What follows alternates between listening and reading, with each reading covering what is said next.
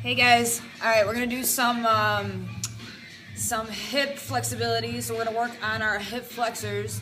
So a little bit about the hip flexors. We have your main hip flexor, which is your iliopsoas. Not a lot of people know about this muscle because it actually starts in your back. So it starts from your last four transverse processes, so the side prongs of your vertebrae. There's one in the middle, the spinous process, and then there was two that go out the side. Those are the transverse processes. So your iliopsoas actually connects on the sides of those, goes through your hip, and then attaches on your inside of your leg. And then we have your sartorius muscle. So that's going to attach on your iliac crest. So it's your anterior superior iliac spine. And then, so that's that little, the little bump right here that you feel in the corner. And then there's the rectus femoris, that's part of your quad, and that's going to attach on your ASIS, your anterior, or your AIIS, anterior inferior iliac spine. So that's just the bump right in line with the ASIS, just right below, okay? So you want to make sure to trigger all these muscles, and especially in the back too, because that tightness you're getting from those hip flexors could be coming from your iliopsoas, and that's really hard to get to. So we're going to use our massage block today. I'm going to teach you guys how to do a little bit of release for that. So first, the iliopsoas, I want you to come here. It's right in this spot here. You're going to take the massage block and you're going to lay on it. So you're going to come right here. Lacrosse ball massage block, go ahead. I like the massage blocks because they have more of a trigger point on them, so it helps a lot better. So you just find that area there and you're going to lay right on top of it.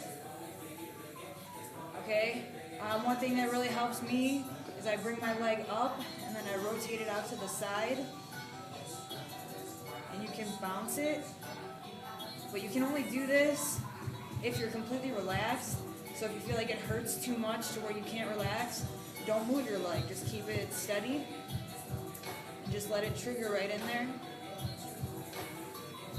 Then again, it's the last four vertebrae. So you really want to work the entire lower back area. Get as close as you can to your sacrum. And just try to completely relax. So I hold it for about 10 seconds in each spot, lower it inch by inch. Again, I really like to bend my leg out like this. It really triggers that hip flexor. Just let it rest on there. And then you're going to come to do your front of your leg. So first, come right in where your hip is. Okay, you're going to take the block and lay directly on it. You're going to lay directly on there. Okay, so we're going to start from the most proximal, so the closest to the trunk. You're going to lay them right on top of it and just let it dead weight, okay? So if you can't relax, don't move your leg, but if you can relax, you can go ahead and bend your quad. So that's going to get some active release going in there. You can external and internal rotate too if you'd like.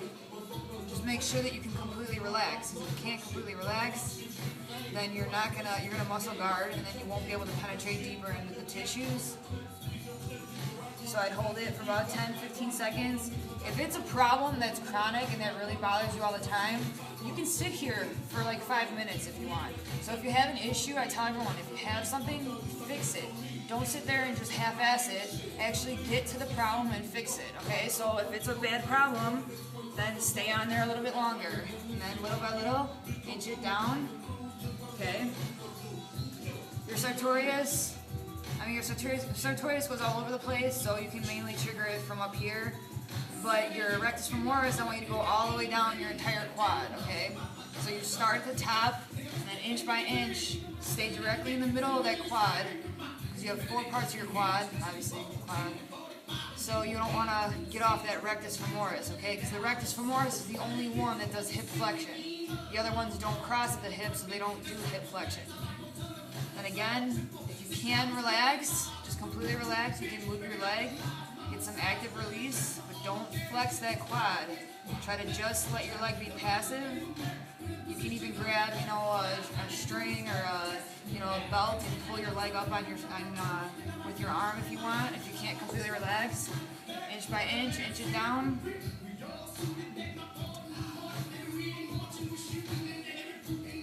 Okay, again, a little little bit lower.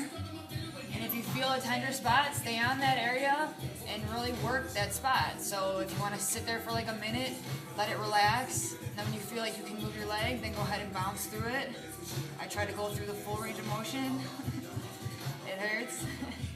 And then come down. So if you find a tender spot, that just means that your muscle needs recovery in that area. So you want to actually stay there and work it. Even though it does hurt, it's because you're basically neglecting it. Okay, so come all the way down. And I want you to go all the way down until you reach your patella. Alright? So, again, this is our massage block.